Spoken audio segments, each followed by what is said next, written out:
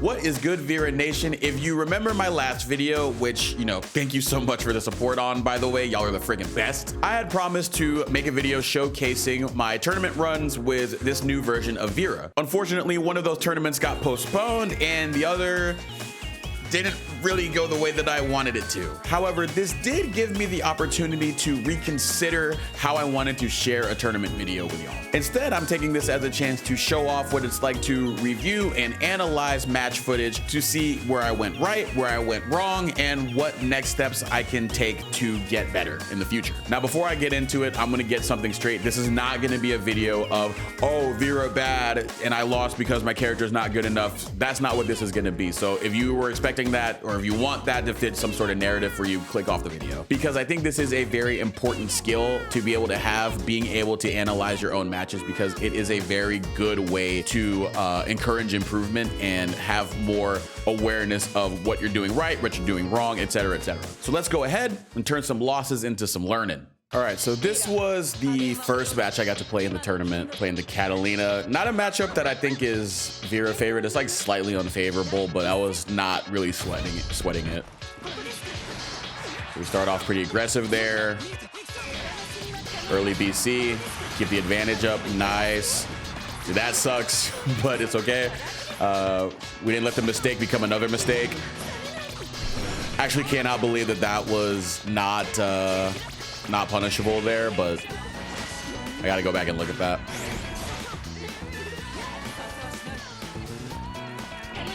All right, so I like that I'm slowly taking up space here, because I know in this matchup it's pretty important for Vira to not let Kat just space her out with her range normal and fireball. So I like that I was slowly moving up. That was an unfortunate drop, but it's okay. I don't think I die for it here. I probably could have, actually. All right, but yeah, big thing there was that I did a good job of playing the matchup to where I was still able to have or be in the range where I represent myself. That was bad because I started to back up more in neutral. Like even from round start, I didn't need to do that.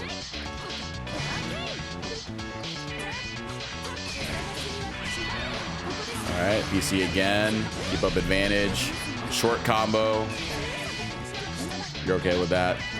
Could have gotten a little bit more on that punish. I don't know if that was close and punishable. It might have been. Again, another drop. Okay, it's first match of the day, so it's okay. And then I just say, you know what, combos aren't working out. We'll just do real easy raging strike confirmed there. So I'm cool with that. All right, went offensive that time around to try to call out a fireball or something there. Look, I'm already in the best spot that I can be in for this matchup. It's okay that I take the DP there. That's totally fine. Backed up there on minus frames. I like that I did Var M right there instead. But yeah, I didn't need to back up after Enchanted Lands. That's just giving Katalina, the chance to create distance, which is very good in the matchup. Oh, got caught fuzzy mashing there. That's not great. That is a bad habit that I do have. That's something to work on for sure. See right there, I'm just like, yeah, I'm just gonna sit still. I'm not gonna go for it. All right, yeah, a lot more patient after getting blown up prior. I could have probably killed there. Very wary of the DP because I'm just like, they have no chance to PC, so they have to take a little bit more chances defensively. All right, Enchanted Lands. That time we get the punish. Very good, very good. See, again, I back up, round start, let her just come up and do 6XL. I'm like, DP, I need to get out of there immediately because I know that as soon as I get put into that Granblue zone against Kat, it's going to be a very tough sled. We got a little bit more on that combo. This time I go back to it. Oh, I love that. That's so cool every time that I see it now, man, now that she can do it. Okay, this was nice. This was nice. Okay, so I'm gonna rewind a little bit because this was like a couple of interactions to set up how I close out this round. So I'm going back to the previous round. Right there, I go for the delayed throw. Do it twice. Okay, so I noticed that they're going for tech there. They did face tech and then button tech. So I say, okay, we were in a very similar situation before.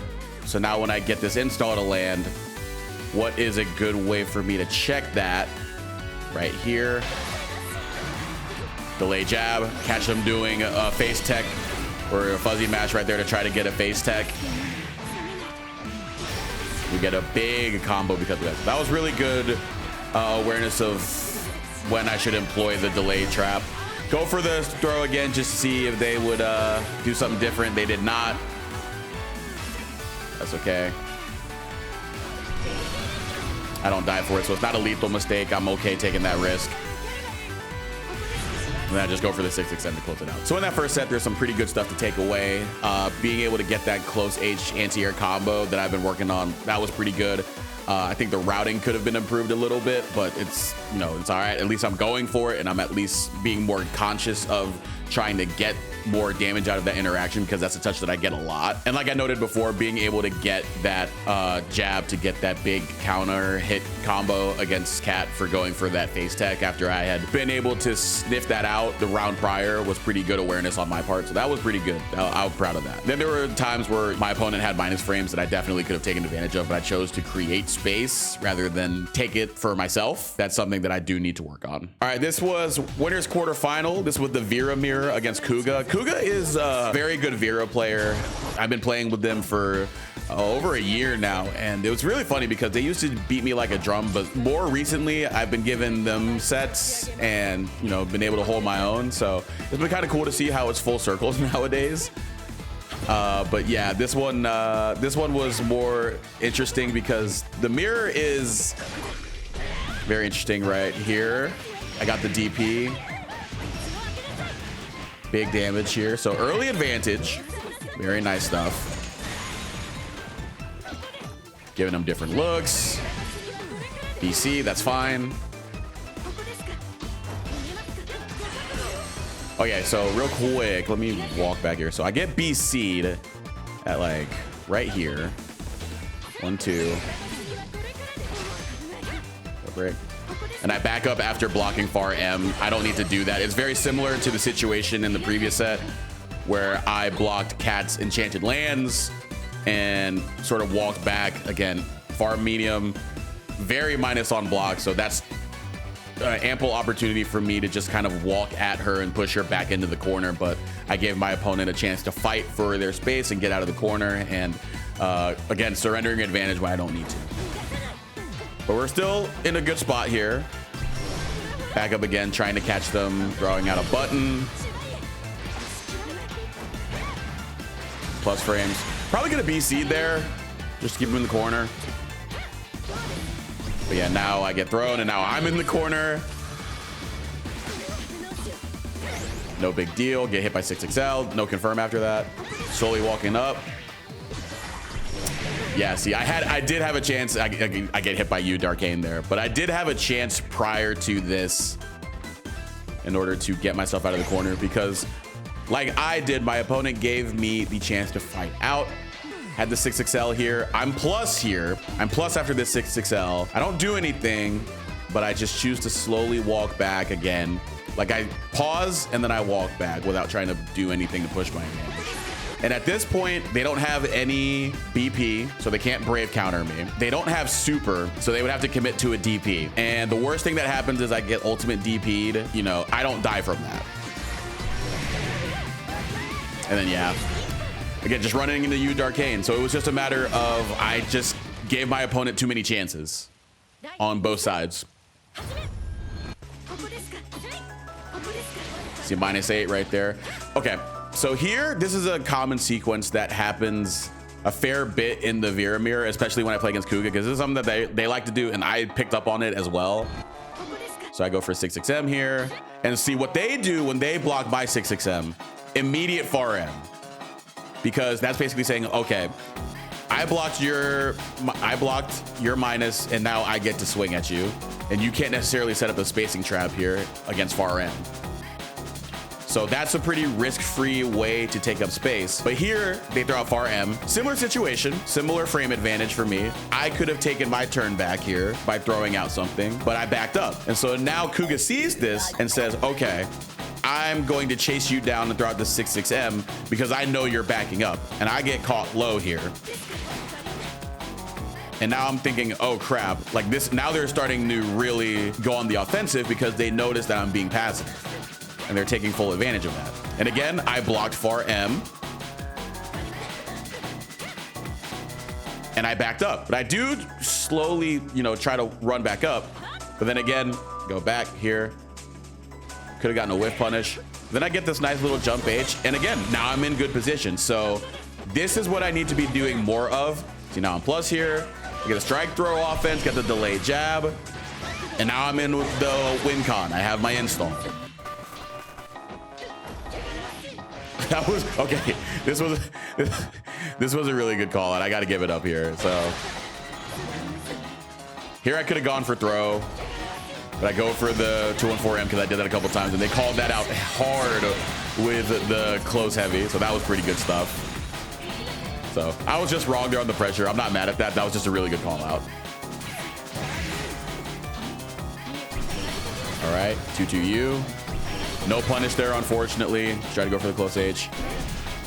Get the frame trap here. Yeah, that's unfortunate. Wasn't close enough to the corner to get the wall bounce, but it's okay. And I keep up the pressure. I learned from my past mistake where they challenged the 2-1-4M. So I'm like, okay, they're looking for that. And so I just go for the throw there. So that was, again, pretty good awareness on my part to be like, okay, vary my offense and play to what my opponent is showing me. So that was pretty good. That was good. So I go for it, offense there, get snuffed out, no big deal. Fuzzy mash, got caught. And then I just decided to be a little bit too gung-ho.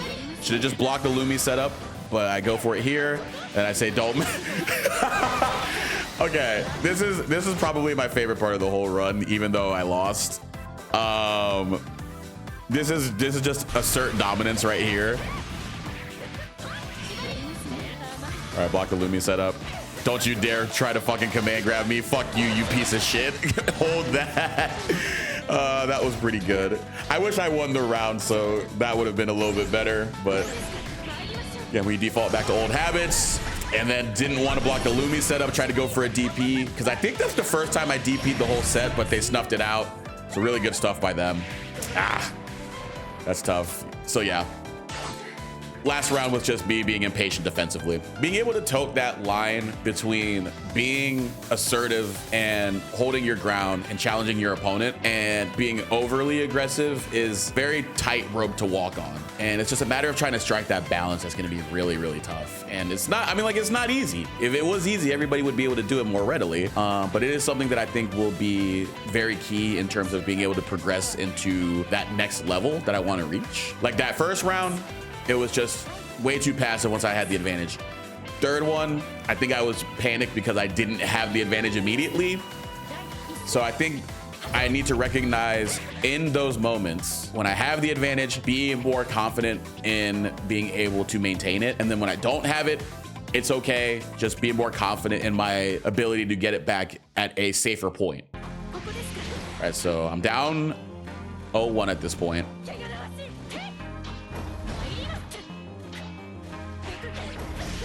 Start to chase him down more.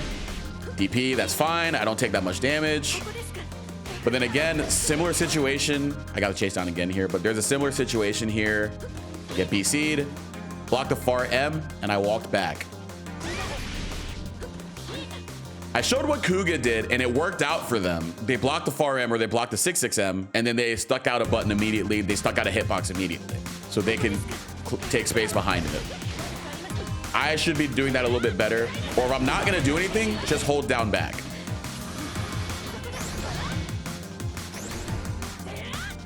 Similar thing again, man. Again, right here. L Dark Gain. No big deal here. They're walking back, but I jump back.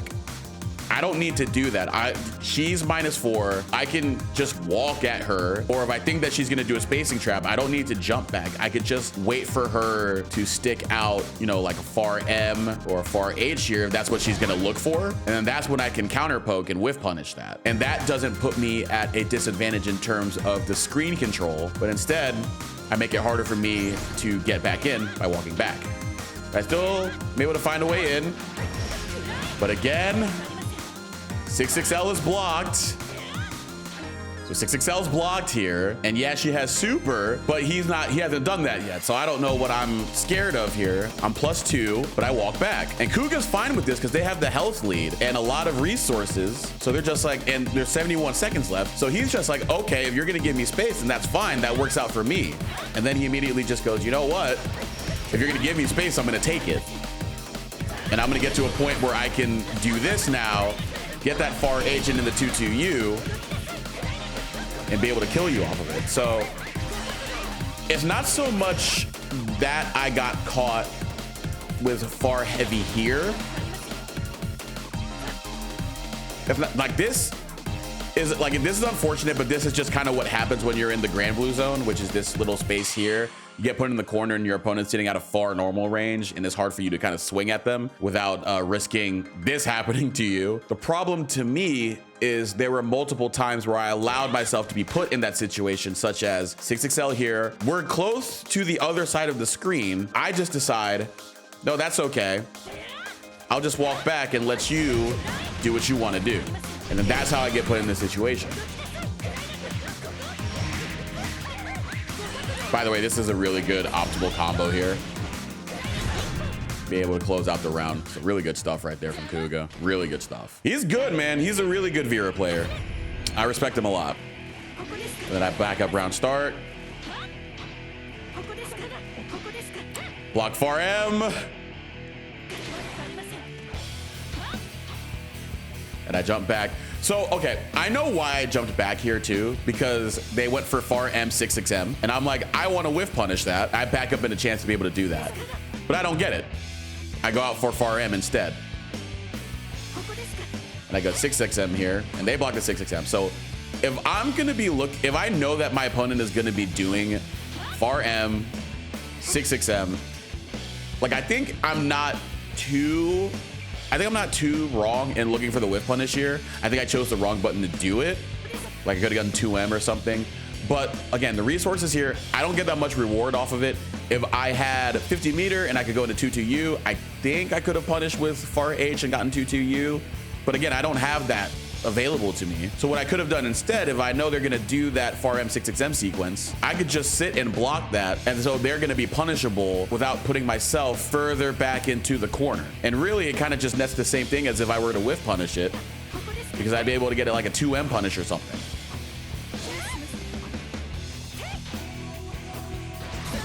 All right, getting the throw here again. Definitely could have gone for more throws here because they were definitely working.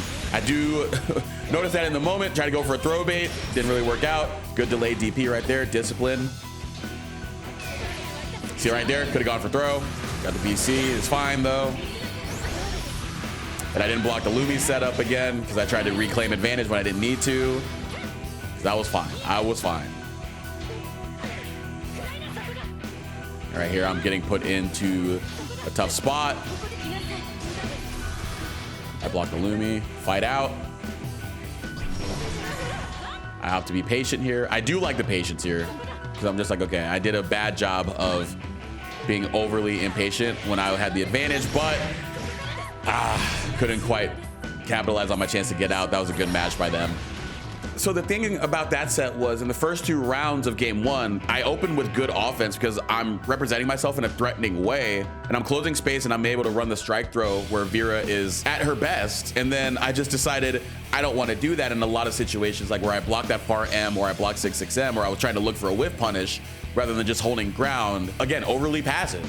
And I can't afford that in a matchup where it pays to be more proactive. Ultimately how I ended up losing. Also, for God's sakes, man, just block the Lumi setup. It's fine, man, it's fine. I got nervous, which happens in tournament, but it's okay. I just got to be able to tell myself, you know, just hold down back for a little bit. And I did that towards the end, but it was too little too late at that point. So yeah, that was pretty much the whole run that night. And even though it didn't go the way that I wanted it to, I think there was a lot of value to be had from being able to look back at this. The good things that I noticed were that there were rounds where I kept up my advantage, and those were where I did best. I did a really good job of giving my opponents different looks offensively and opening them up consistently. The main negatives that really were the common theme through most of the video, if you you watched it, was that I was overly passive, giving my opponent way too much respect when I can press advantage that Vira needs. And then there would be times where I would overcorrect once I got, frustrated with not being able to maintain advantage. I would try to forcefully do it in moments that didn't necessarily call for it, and I would eat a ton of damage for doing so. So what can be done about this? What should I be doing and working on to make it so that I can address these problems? Well, for starters, when I play ranked or go into bracket, I should do it with the intention of being more assertive in neutral and on offense. And I think that really just stems from being conscious of when I'm in those situations where I tend to allow the opponent to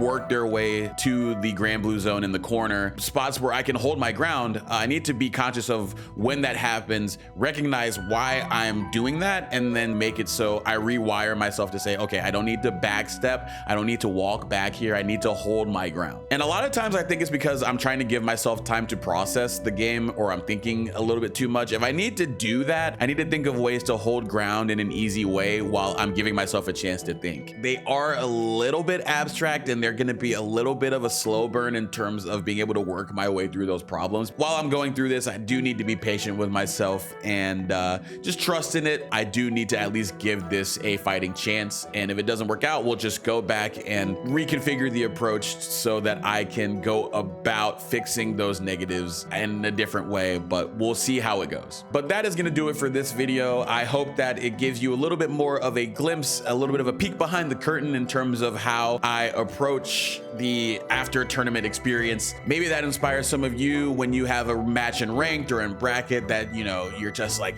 damn, they really got me here. What do I do? Hopefully it inspires you to sort of go back and look at them and have sort of an idea of how to do so. If you enjoyed this style of video, let me know in the comments, and also let me know by leaving a like and subscribing and sharing with other people who you think could also benefit from a video like this. But until then, I will be keeping the hammer on the grindstone to be able to improve, and I hope that y'all will enjoy watching the journey as it unfolds. So until then, this has been Zamir Zoma Stills. Love y'all. Thank y'all so much for your support, and I'll see you in the next video.